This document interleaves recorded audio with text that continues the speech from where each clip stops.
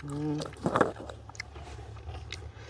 าพี่น้องเอ้ยกราบทักทายสบายดีแต่ผมให้พี่น้องมาทุกคนได้พี่น้องเด้อเนาะเข้าก็กินหมักตัวแห้มากพี่น้องเอ้ยเผ็ดเลยอยากเขาแบบ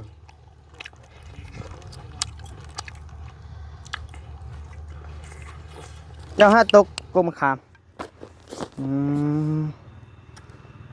บ่หามเห็นอันนี้บ่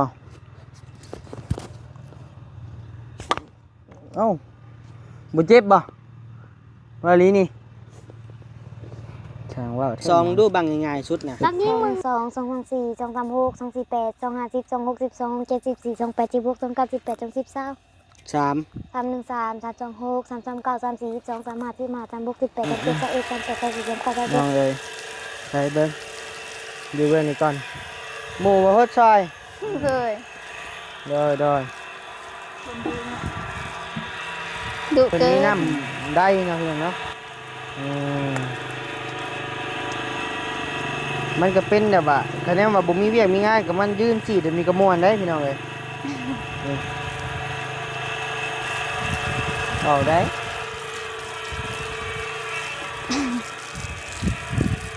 มิตรยิ้ม เอาให้ยิ้มให้เฮ็ดได้ไดซะ หน้าบูดเห็ดดูหน้าบูดเห็นได้ น้าบูดบ่เป็น เห็นดูเห็นหน้าบูดดู น้าบูดบ่เป็น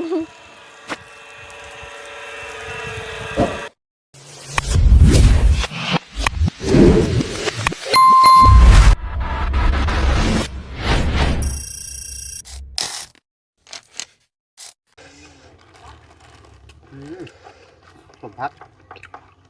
เอามายุบเขาแบบ หิวอยู่ใช้เบิ้งพี่น้องสมพักละล่านะ มาเด้อเฮ้ย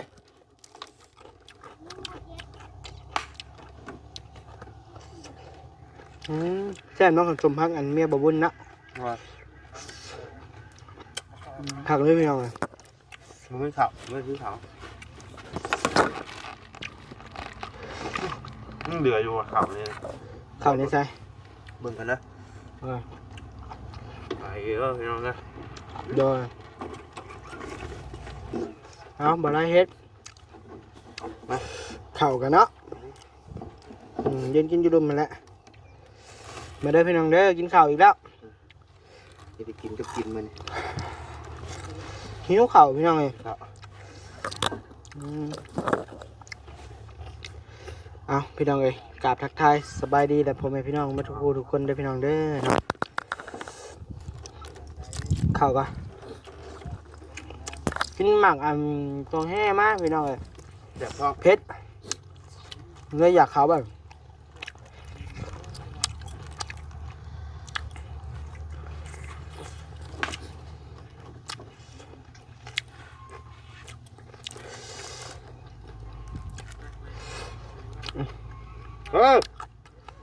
วู้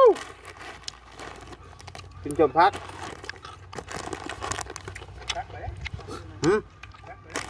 ผมพักเจ้ามาใช้ เมียบบุญเผ็ด ไปเห็นอยู่วู้แล้ว อยู่ในรถเฮาไอ้เลยเฮาเลยกินกับไอ้ไรบัดนี้ กินได้อยู่แต่ว่ากินได้อยู่แต่ว่าอย่างไรว่าบ่ได้เดี๋ยวสิปิดไว้ กินกับอิ่มเลยติ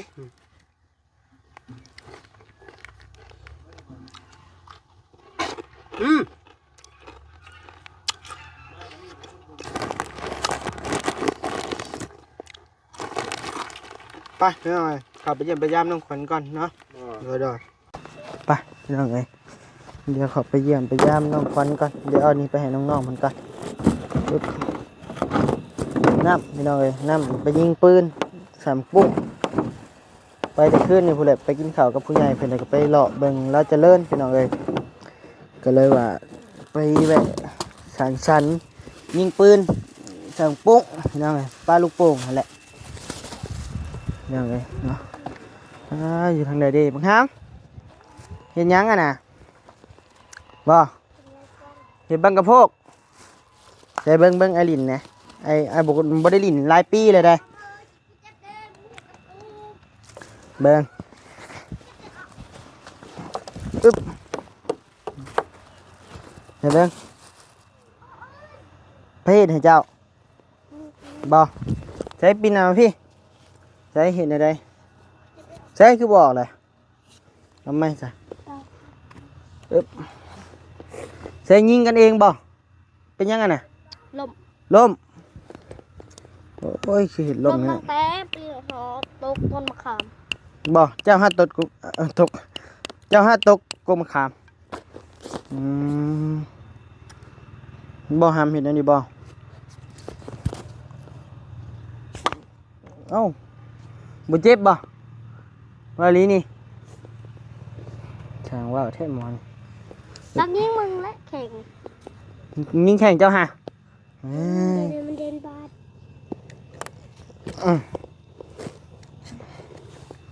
นี่ยังไงบังกระโพกเขาเอิ้น บ้าง อย่าเฮ็ดครับโพข้างแข้งแห้งมาจาก บ่ทางแห้งบ่ โบเมนบ้างกระโปงบางป้อง บังป้องจะเอิ้นไอเอิ้นบังกระโพกบ้านไอเอิ้น บ้างกระโปงนิดนึงที่จุดแล้วมันจะกินไปแล้ว บ่ จะแตก มันเด้อนะ อาจารย์ ตัวนี้บ่ ออกลงแห้งด้วยออกใส่ไม้ บ่ นี่เอาน้ำมันรู้คือมันแตกเลย นี่บ่นี่บ่ โอ้เราเห็ดปลา นี่พอแล้วพี่น้องเอ้ยน้ำครับ ใจ เนยเดือดใจ พี่น้องเอ้ยลองลิ้นบ้างยังเพิ่นเอิ้นยังอยู่ทางฝั่งไทยพี่น้องเอ้ย บ้างป้องบางปุ้ย บางปอยบางไปก็มาพี่น้องเอ้ยผู้คุดคุ้มแล้วเงินน้องเพิ่น10เช้าพี่น้องเอ้ยนางน้อยเห็นยังดังไฟนึ่งข้าวบรรยากาศค่อยค่ำลงแรงเด้อพี่น้องเด้อเนาะอยู่เฮือนอยู่ซ่านน้องขวัญเฮาเส้นเก่าเส้นเคยพี่น้องเอ้ย สบายดี โดยสบายดีเอาน้ำมาผากเหนื่อยครับ จับเอาอันกวนหนึ่งก็ได้เอาเมี่ยนกินกับเอื้อยเอาเมี่ยนรส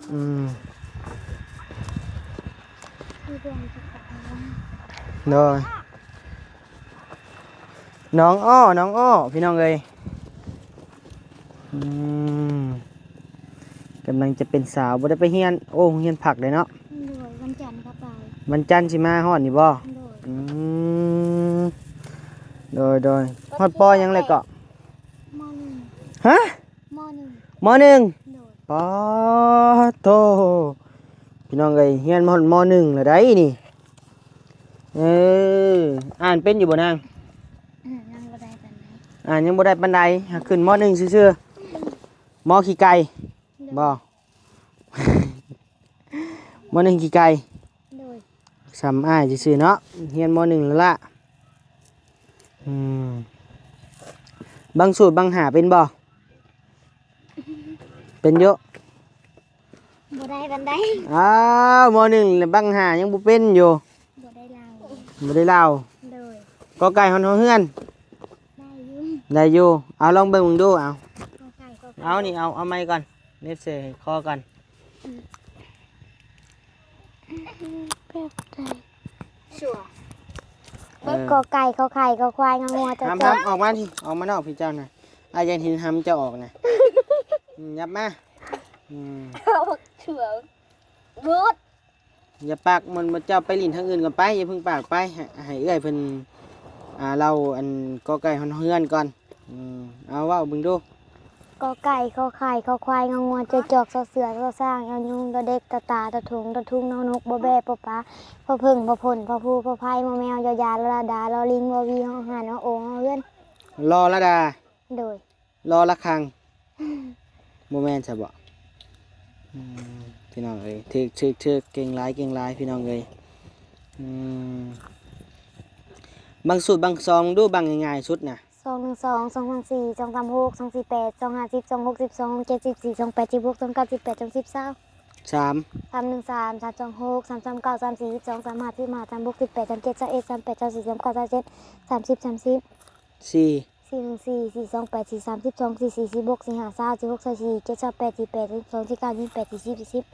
ห้า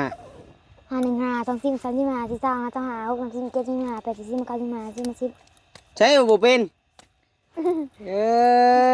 นางน้อยอันนี้เอ้ยเป็นอยู่วันนี้รอให้เราได้จนได้พี่น้องเอ้ยตัวคนให้เราเอาโอเคไอไปหาเอื้อยเจ้าก่อนไม้ขอไม้เนี่ยนางไพ่เป่าไฟนี่ข่าวพี่น้องเอ้ยใช้ทางก็คือเว้ากันอบวบอยู่เห็นยังกันเนาะ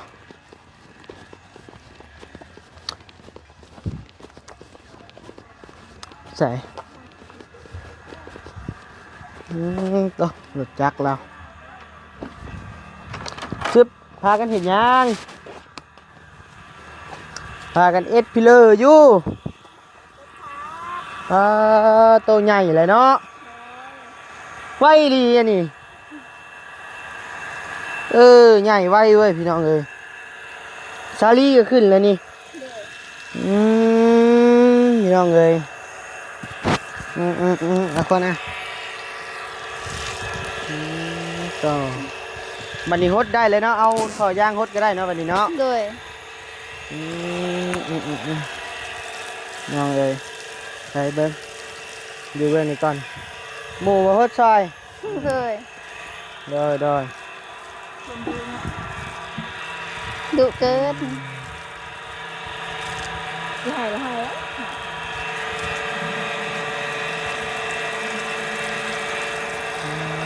โตน้องเลยสองสาวผักเราใหญ่แหละมื้อน่ะเราเด็ดเห็นบันนี้ยังน้อยๆอยู่เขียวงามลีนี่ไม่ได้ใส่ปุ๋ยใส่แต่พุ่นพี่น้องเลย โดย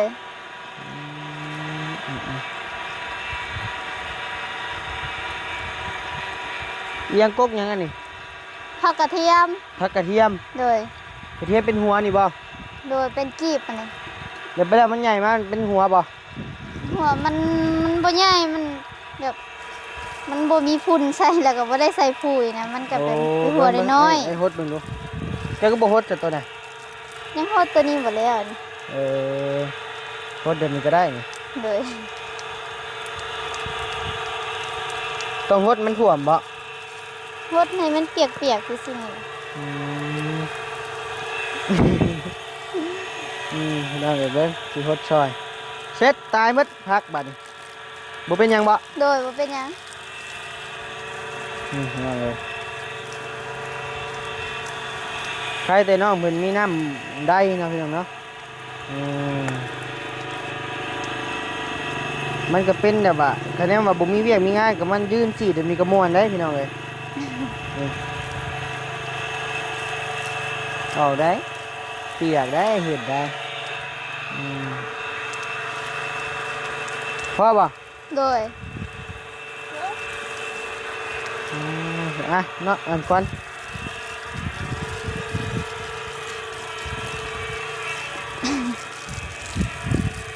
มิตรยิ้ม เอาให้ยิ้มให้เฮ็ดได้ไดซะ หน้าบูด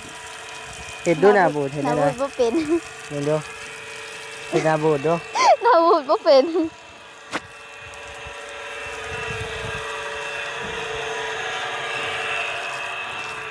ป้าน้ำทางเดียวโหดจนทั่วเนาะ น้ำทางเดียวจนทั่ว ข่าวว่าอันนี้ไงถังหนึ่งนะคะข่าวว่าขนาดนี้จะช่วยเนี่ย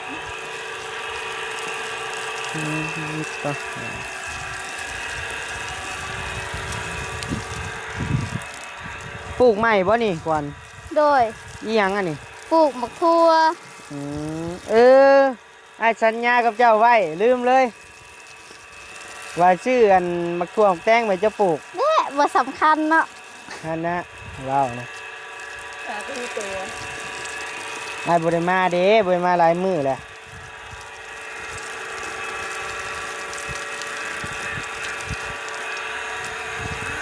สัญญาน้ำเพิ่นไว้พี่น้องเลยเนาะว่าสิซื้อมักทั่วกับมักแตงมาปลูกไม่น่าก่อน โดย เอ้าชาลีปลูกมื้อนั่นน่ะบ่ ปลูกแต่โดนแล้ว ป เอาบ่แม่นว่ามื้อไหนมาปลูกนํกันน่ะ บ่ตัวปลูกใหม่น่ะหากับปลูกตัวนี้ตัวหาก็ออก โดยดอก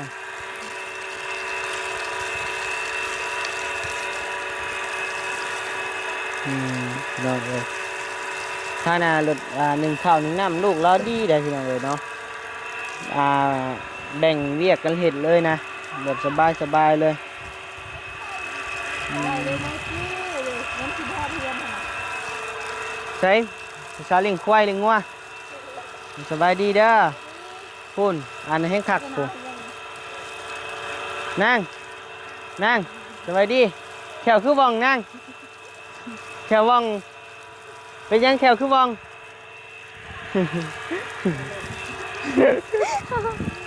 หยอกเล่าพี่น้ อ๋ อ อง ปิดน้ำให้แน่ ตะซาออนพี่น้องเลยงามโอ้สลัดกะสิใหญ่แหละกินกับพันกับปุ้นเด้เนาะพี่น้องเนาะ แตงกับไก่เขี่ยแล้ว ไก่เคี่ย เลย ซื้อปลานิลมาเผากินเนาะพันใส่กับกับปุ้น เลย กับสลัดแล้วนี่พี่น้องเลยคักเลยนี่เขียวอมซุ่มอยู่ผู้ปะ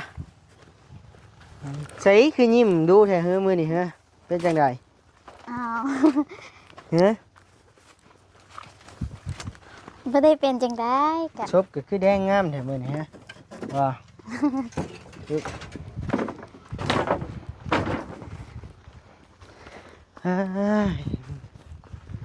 เฮือนซ้ำมันก็คุดคุ้มแหละพี่น้องเอ้ย โดย เห็ดเสากว้างจักแมตรนางเสาหนึ่งมาหาเสาหนึ่งนี่จักแมตร บ่ฮู้ บ่ฮู้ ฮอด คือ บ่ กัน 3 เมตร3 เมตรนี่แหละนี่ โดย3 เมตรปลาย 3 เมตรปลาย โดย3 เมตร โดยก็ใหญ่เติบอยู่พี่น้องเอ้ยเนาะ โดย เป็นจังไดมันนั่งพี่อาสิถามนี่นั่งเบิ่งนี่ก็ได้อึบจุดนั่งลงเลยก็ได้เพราะว่ากะสิเฮิงเติบอยู่ไอ้คิดว่าเพราะว่าไอ้มีเรื่องสิถาม อันนั้นเรื่องงบตั้งศอกตั้งเสาก็มีแล้วบ่มีครบหมดแล้วบ่นั่นเจ้านะนำพ่อ ก็ แม่นะ ยังบ่ทันครบอยู่แต่ก็ว่าแม่ว่าสิยืมนำแม่ใหญ่ก่อนขอยืมนำเพิ่น โดยสิยิ้มน้ำเพิ่นจักล้าน อันนี้ก็ยังบ่ฮู้นำแม่ อืมแต่ว่าในขณะนี้ก็ยังบ่พอ โดย อืมมีงัวมีควายอยู่บ่ซั่นน่ะ งัวก็มีตัวเดียวก็เป็นแม่ลูกอ่อนนะลูกมันก็ยังน้อยๆอยู่มันหาก็ได้ประมาณเดือนปลายนี่แห โด ละ ยคิดว่ามีงัวมีควายขายงัวขายควายเฮ้ย ควายบ่มีแต่งัวก็ โดย ตัว ถ้า เดี ว่า ยว กล้วยกับใครเนี่ยมีรามันจังได้ราคาแพงเนี่ย โดย อืมอืมกะยังบ่พอเนาะในขณะนี้กะ เจ้าพ่อฮู้บอกว่าบ่พอประมาณจักล้านคร่าวๆนะ บ่ฮู้แบบบ่ได้ถามแม่ อืมวันนี้คิดว่าโด ได้ ยเฉ ยิน พาะ แต่แม่ว่าอันสิยืมนำแม่ใหญ่แล้วว่าคันบ่พอก็ ตอนนี้แม่จะมีเงินจักล้าน ประมาณ8-9 ล้านนี่แหละ 8-9 ล้าน เลย ไปเก็บกระเพมมาก็ได้5 ล้านพี่น้องเอ้ยแล้วว่ะเหลือเงินมาฮอดเฮือนเออมีเงิน8-9 ล้าน โดย กะเทยกเสาจากต้น15 ต้น โดย ก็15,000อุ้ยยกแต่เสาก็หมดแล้วนางเอ้ย เออบ่ฮอดใช้ดอก15,000จะว่าจักล้านบัดนี้15เสา บ่ฮู้ 15,000 10 ล้านแหละ โดย 10 ล้าน5แสนแหละ โดย 15,000น่ะกะ 10 ล้านปลาย แม่นบ่พอแล้ว โดย ก็สิได้แต่เสาหั่นแหละว่ะ โดยก็ คานมันก็บ่ได้ซ้ำ โดยก็น่าสิได้แต่เสาแหละ บัดนี้เอาเสาขึ้นแล้วมันบ่ที่คานใส่ก็ย่านมันล่มเด้อบัดนี้ โดยก็ยันมันล่มแหละ อืม แต่เฮ็ดได้เงินก็ยังบ่พอ อืมโพเอื้อยเห็ดบังกะโพกให้น้องพี่น้องเอ้ย โอ้ขมุกขมุมที่ได้โห ผู้นั้นขึ้นต้นยิ้ว ใช่อ้าวอันนี้คือลิงนี่ปีนกงยิ้วบาดนี่ไปเอาลูกมันมาเฮ็ดมันกระโพก โดย กาบัดดีบล็อกอีกบัดนี้ โดย บล็อกก่อพาซาวพี่น้องเทคานเล็กอีกบัดนี้บ่ต่ำและไอ้คิดว่างบนี่ต้องระดับ25ล้านถึง30ผู้ใด โดยก็สิประมาณนั้นแหละ ไอ้คิดว่านะเพราะว่าแค่ยกเสาซื่อๆนี่ก็เกินทุนแล้วแหละพี่น้องเอ้ยเงินเราที่มีก็หมดแล้วบัดนี้เฮาตั้งเสาขึ้นเฮาต้องก่อพาซาว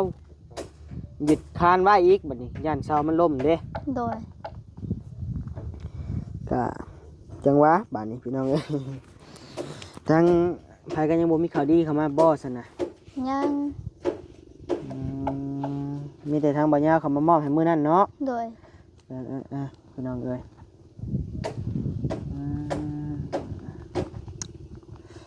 เอาสั้นแหละเนาะอย่างไรก็สู้ โดย ทางบันนี้ก็ขอผากพังให้ได้อพี่น้องเด้อเนาะเคสน้องขวัญเฮาเป็นเคสหนึ่งที่ว่าดุมันขยันเพียรพี่น้องเอ้ยน้ำใจก็งามพี่น้องเอ้ยเนาะคือพี่น้องเห็นนั่นแหละเข้ามากะเรื่องน้ำนี่จะบ่มีปัญหาเลยนะทางทีมงานเข้ามาก็ได้มีหยังเพิ่นก็หามมาสู่กินพี่น้องเอ้ยแม้แต่แจวขอแต่มีขอแต่เข้ามาต้องได้หามรถก็คือว่าน้ำใจน้องเพิ่นนี่ก็งามสุดๆแหละพี่น้องเอ้ยเอาอยู่ดีมีแฮงเด้อคนเด้อเดี๋ยวมื้อหน้าอาจจะสิเข้ามาเยี่ยมใหม่ โดย โดยสบายดีสบายดีปะลุงนำเนี่ย สบายดีเด้อ ผู้บ่าวโทรหาบ่อยนางบ่ โอเคพี่น้องเอ้ยเนาะโดยสบายดี